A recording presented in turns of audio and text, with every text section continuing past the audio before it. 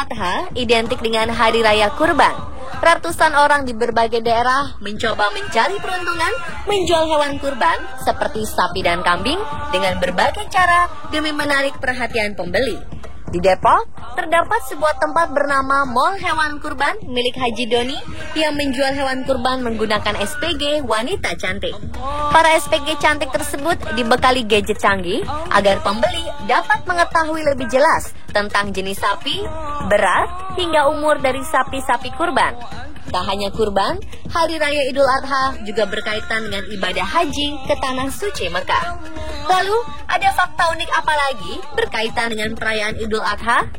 Berikut, kami rangkum fakta unik Idul Adha versi Anuspa.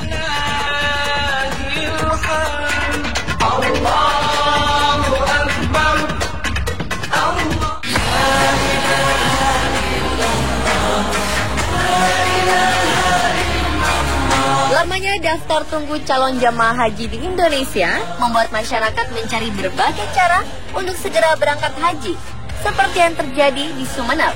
Karena tidak ingin anaknya menunggu lama hingga 24 tahun, banyak anak berusia belia yang sudah didaftarkan haji. Bahkan ada balita berusia 3 tahun yang sudah didaftarkan oleh kedua orang tuanya. Semakin mudahnya pendaftar haji juga terjadi di Makassar. Andi Rahmat, pemuda yang belum genap berusia 18 tahun ini, tergabung dalam kloter 7 embarkasi Makassar. Ia sudah mendaftar sejak tahun 2011 dan tahun ini berhasil berangkat menjadi jemaah termuda dari Indonesia. Memiliki usia yang hampir sama dengan Andi, Nur Falah adalah pemuda berusia 18 tahun yang siap melaksanakan ibadah haji tahun ini.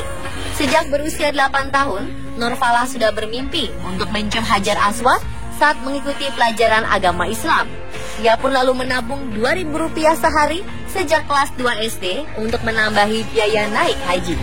Tak hanya menabung, Falah juga mengkoleksi gambar Mekah di rumahnya untuk dijadikan motivasi agar dapat segera berangkat ke Tanah Suci.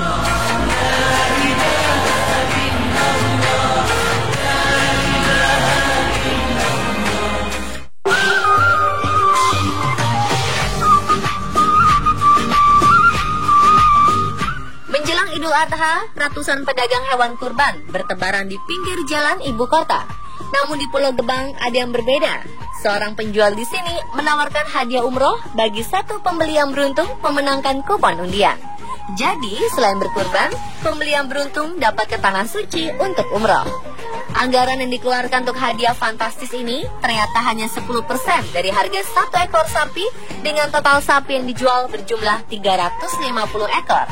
Sapi-sapi yang dijual berkisar 14 hingga 30 juta rupiah, tergantung kategorinya dari tipe standar hingga tipe premium yang memiliki berat mencapai 500 kg. Untuk menghindari kerancuan niat pembeli, penjual baru memberitahu adanya kupon undian saat hewan kurban sudah resmi terjual. Penghitungan kupon undian diperoleh dari tiap 2 juta rupiah yang dibayarkan para pembeli. Jadi, misalkan konsumen membeli seekor sapi seharga 14 juta rupiah, maka ia akan mendapatkan 7 kupon undian.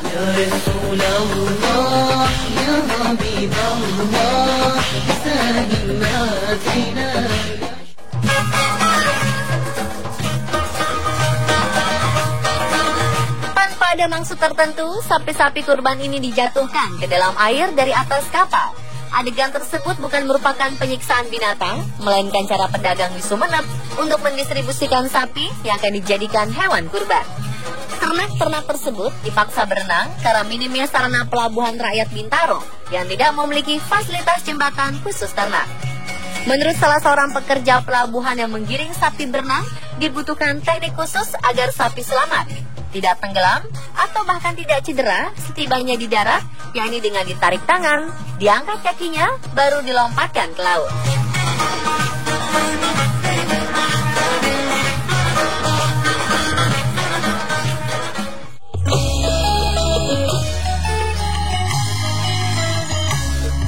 Berbagai cara dilakukan pedagang hewan kurban untuk menggemukkan hewannya, seperti yang dilakukan Suyatno. Peternak asal Surabaya ini memiliki 13 ekor sapi dan selalu memutar lagu-lagu campur sari di kandang sapi. Menurutnya, lagu bernuansa Jawa mampu membuat sapi-sapinya menjadi lebih tenang dan berpengaruh pada nafsu makan hingga berat badannya meningkat. Ia pun memberi makan sari kedelai yang dipercaya memiliki kandungan protein tinggi dalam sari kedelai untuk meningkatkan kualitas daging. Karena beberapa sapi didapat dari daerah lain dan menempuh perjalanan lama, ia juga tak ragu memijat hewannya agar tidak lelah, serta memberi ramuan jahe, kunyit, kencur, dan telur untuk membuat sapi menjadi bugar.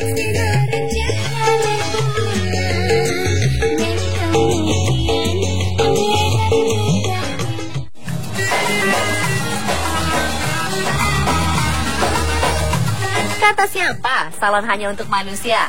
Berbeda dengan salon manusia pada umumnya, di Banyumas terdapat jasa salon kambing yang banyak diminati menjelang Hari Raya Idul Adha. Para pedagang ingin kambingnya terlihat rapi dan bersih agar harga jualnya menjadi tinggi. Pembeli akan mengira usia kambing sudah tua jika tanduknya panjang. Harganya pun relatif murah. Perawatan tanduk, bulu, dan kuku kambing berkisar 15 hingga 50 ribu. Sedangkan jika hanya perawatan tanduk, tarifnya hanya Rp15.000 saja. Sementara di Kecamatan Jombang Kota, seorang pedagang kambing kurban memberikan servis kos kambing kurban bagi yang membeli di tempat ini. Setiap kambing yang sudah dibeli langsung diberikan kalung nama pemiliknya. Selama berada di tempat kos, kambing akan rutin dimandikan setiap hari. Selain itu, diberikan asupan gizi berupa daun yang hijau dan segar, serta diberikan layanan kesehatan. Para pedagang baru akan mengirimkan kambing kurban kepada pemiliknya jika waktu kos yang ditentukan sudah habis. Pemilik usaha kambing kurban ini sengaja memberikan layanan plus-plus untuk memudahkan umat Islam menyiapkan hewan kurban yang sehat dan berkualitas. Untuk harga, Suwandi mematok Rp3 juta per ekor hingga waktu pengiriman.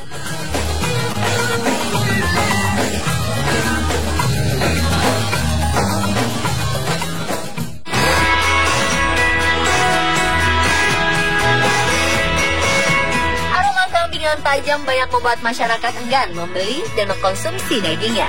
Tetapi di kawasan Kedung Baruk, Surabaya, dijual kambing yang tidak berbau. Haji Hashim, sang penjual, menawarkan kambing kurban yang tidak menebarkan bau menyengat sebagaimana kambing pada umumnya. Menurutnya, kambing tanpa bau ini bukan sesuatu yang aneh. Pada dasarnya, kambing yang tidak berbau tergantung perawatan. Seperti alasnya harus diberi papan, jadi kotoran dan air kencingnya bisa ke bawah. Makanannya pun harus alami tanpa konsentrat. Harga kambing tanpa bau ini dibanderol Rp1.800.000 hingga Rp2.500.000 tergantung besarannya.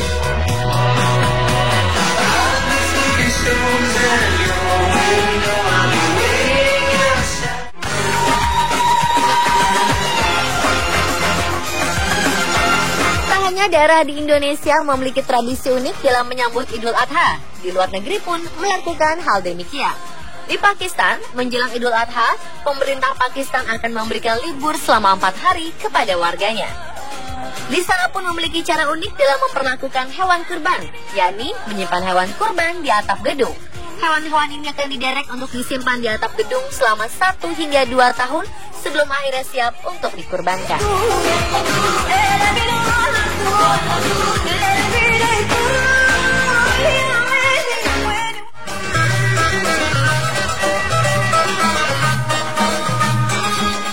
Satu lagi tradisi unik dalam menyambut Hari Raya Idul Adha, tradisi manten sapi atau kambing di Pasuruan, Jawa Timur.